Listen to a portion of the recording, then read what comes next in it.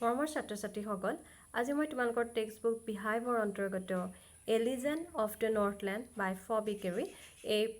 কবিতাটি আলোচনা কৰিবলৈ ওলাইছোঁ। কবিতাটি আমি আলোচনা কৰাৰ আগতে কবিতাটোনো কেনেধৰণৰ কবিতা সেই কথা জানি ল'ব লাগিব। চ' আহাচোন আমি কবিতাটো কেনেধৰণৰ কবিতা চাওঁ। A Legend of the Northland is a ballad. Ballad is such kind of poem which tells a story in short stanzas, and in the poem all the stanzas comprise 4 lines. In total there are 16 stanzas in this poem, and these stanzas will tell us a story. This story is of the Northland area. This exact place is not specified, but Northland means the area in the northernmost part of the earth, that is near the North Pole. Legend means a historical story, one which is very old and has been passed on from generation to generation. অৰ্থাৎ এ legend of the নৰ্থলেণ্ড কবিতাটো হৈছে একটা ballad, আৰু এই ballad কবিতাবিলাক হৈছে যে এই কবিতাবিলাকৰ জৰিয়তে একোটা সৰু সৰু সাধু কথা যে আমাক শ্বৰ্ট ষ্টেঞ্জাৰ জৰিয়তে জানিবলৈ দিয়ে। আৰু এই নৰ্থলেণ্ড বুলি যিখন ঠাইৰ কথা ইয়াত উল্লেখ কৰা হৈছে, সেই নৰ্থলেণ্ড ঠাইটুকুৰা একজেক্টলি কোনখিনি ঠাই সেইটো আমি স্পেচিফাইড কৰি দেখুৱাব নোৱাৰিলেও, কিন্তু এটা কথা আমি জানিব লাগিব যে নৰ্থ প'ল অৰ্থাৎ উত্তৰ মেৰুৰ আশে পাশে যিখিনি অঞ্চল, সেই অঞ্চলখিনিকে একেলগে নৰ্থলেণ্ড বুলি কোৱা হয়। লিজেণ্ড মানে হৈছে কিংবদন্তি, আৰু যিবিলাক এটা প্ৰজন্মৰ পৰা আন এটা প্ৰজন্মলৈ মুখে মুখে প্ৰচলিত হৈ থাকে। So first of all, we should know what is a ballad. A ballad is a song narrating a story in short stanzas. Ballads are a part of folk culture or popular culture and are passed on orally from one generation to the next. Ballad is a simple narrative poem of folk origin, composed in short stanzas and adapted for singing. অৰ্থাৎ ballad হৈছে a song narrating a story, য'ত একোটা story ব্যাখ্যা কৰা হৈছে, যিটো গীতৰ জৰিয়তে ব্যাখ্যা কৰা হৈছে, আৰু ই হৈছে এক লোককথা যিবিলাক এটা জেনেৰেশ্যনৰ পৰা আন এটা জেনেৰেশ্যনলৈ মুখে মুখে বাগৰি গৈ থাকে। আৰু ইয়াৰ যিটো অৰিজিন, সেই অৰিজিনটো হৈছে ফক অৰিজিন, অৰ্থাৎ লোককথাই, আৰু এইবিলাক শ্বৰ্ট ষ্টবকত ইয়াক কম্প'জ কৰা হয়। So let's start. A Legend of the Northland by Fowey Cary. Away, away in the Northland, where the hours of the day are few, and the nights are so long in winter that they cannot sleep them through, where they harness the swift reindeer to the sledges when it snows, and the children look like bears cubs in their funny furry clothes. That means in the rain around the North Pole, the duration of the day is very less. That দিনৰ সময়খিনি যথেষ্ট কম হয়, আৰু তাত ৰাতি বহুত বেছি দীঘল হয়, কাৰণ আমি সকলোৱে জানো যে নৰ্থ পলত সূৰ্যৰ ৰশ্মি হেলনীয়াকৈ পৰে, গতিকে তাত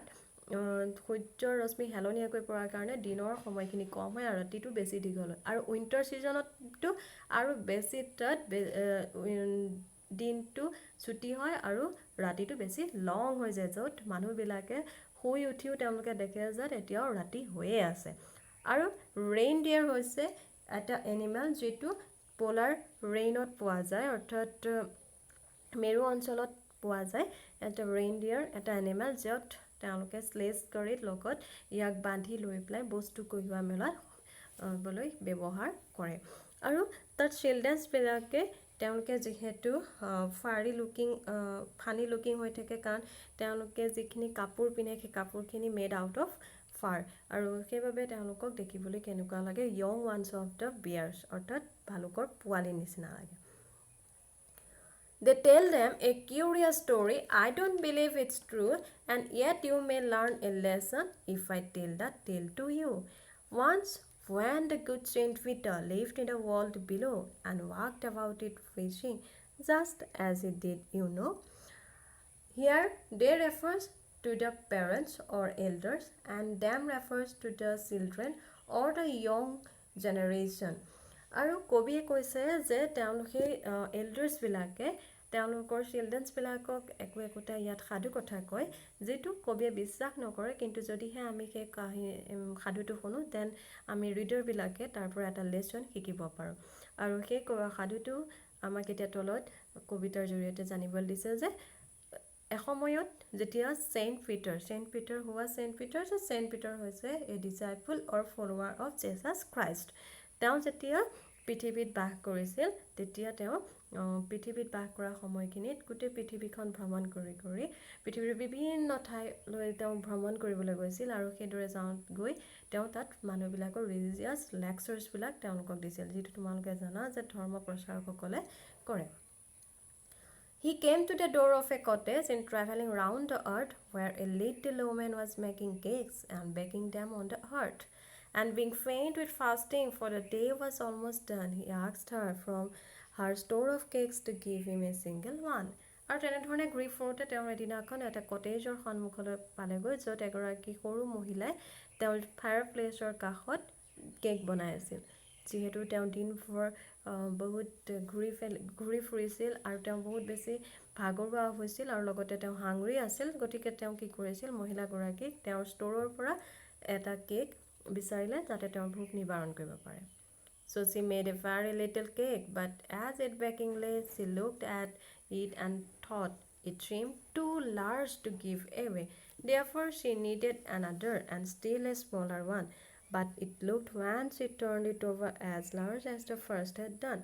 কিন্তু মহিলাগৰাকী কি আছিল যথেষ্ট চেলফিছ আছিল তেওঁ নিজৰ বস্তু আনক দিবলৈ বৰ টান পাইছিলে গতিকে তেওঁ কি কৰিলে যে এটুকুৰা সৰু কেক তেওঁ দিম বুলি ভাবিলে এটা সৰু কেক বনাবৰ বাবে গতিকে তেওঁ আৰম্ভ কৰিলে কিন্তু যেতিয়া কেকটো হৈ গ'ল তেওঁ দেখিলে যে আৰে ইমান ডাঙৰ কেকটো মই মানুহজনক দিম নে গতিকে তেওঁ কি কৰিলে আন অলপমান সামগ্ৰী ল'লে কেক বনাবলৈ আৰু এটা বেলেগ কেক বনালে কিন্তু সেই কেকটো তেওঁ দেখিলে যে আৰে সেইটোও দেখোন ফাৰ্ষ্টটো নিচিনাকৈ এটা ডাঙৰ কেক হৈ পৰিলে For she said, my cakes that seem too small when I eat of them myself are yet too large to give away. So she put them on the shelf. Then she took a tiny scrap of dough and rolled it flat and baked it thin as a wafer, but she could not part with that. গতিকে তেওঁ কি কৰিলে যে মানুহগৰাকী যথেষ্ট যিহেতু selfish আছিলে আমি ইতিমধ্যে গম পাইছোঁৱেই তেওঁ নিজকে নিজে ক'বলৈ ধৰিলে যে আৰে মই যেতিয়া কেক খাওঁ তেতিয়া দেখোন কেকবোৰ সৰু সৰু নিচিনা লাগে আৰু যেতিয়া মই সেই একে কেক আনক দিবলৈ ওলাইছোঁ তেতিয়া ইমান ডাঙৰ দেখিছোঁ গতিকে তেওঁ কি কৰিলে সেই গোটেই কেকখিনি নি পেলাই তেওঁ শ্বেলফত ভৰাই থৈ দিলেগৈ আৰু আন এটা ডফ ল'লে অৰ্থাৎ ফ্ল'ৰ ল'লে আৰু লৈ পেলাই সেইটোক ৰোল্ড মানে বেলি ৰোল্ড এণ্ড ৰোল অৰ্থাৎ বেলি ইমান বেছি ফ্লেট কৰি দিলে আৰু ইমান বেছি অকণমান বনালে যিটো এটুকুৰা আমি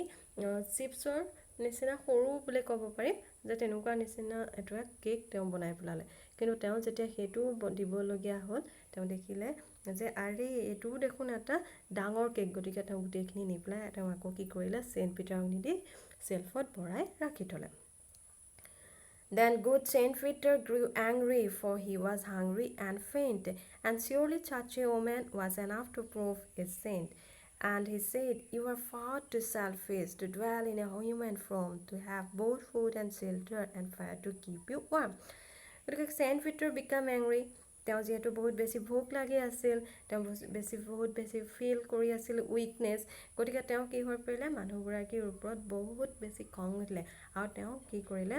কাৰ্ছ দিলে মানুহগৰাকীক আৰু ক'লে যে তুমি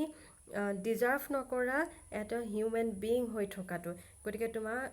এনেকুৱা হ'ব লাগে যে যিহেতু তোমাক ভগৱানে তোমাক খাবৰ কাৰণে ফুড দিছে থাকিবৰ কাৰণে চেল্টাৰ দিছে আৰু তোমাৰ শৰীৰটো গৰম কৰি ৰাখিবৰ কাৰণে ফায়াৰ প্লেচ দিছে তথাপিতো তুমি ইমান বেছি চেলফিছ তাতে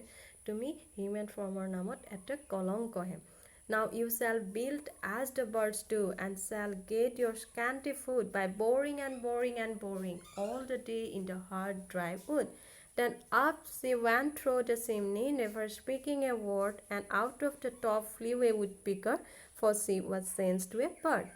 গতিকে কি হৈ পৰিলে চেণ্ট পিটাৰে তেওঁ কাৰ্ছ দিলে যে তুমি এটা চৰাই নিচিনাকৈ দিনভৰ স্কেম্পটি ফুডৰ অৰ্থাৎ অকণমান লিটল ফুডৰ কাৰণে খাদ্যবস্তু ড্ৰাই উডত বৰিং অৰ্থাৎ খুটিয়াই বিচাৰি ফুৰিব লাগিব আৰু তুমি এটা চৰাই হৈ যাবা এতিয়া লগালগ কি হ'ল এটা শব্দও নোকোৱাকৈ মানুহগৰাকী চিমনিয়েদি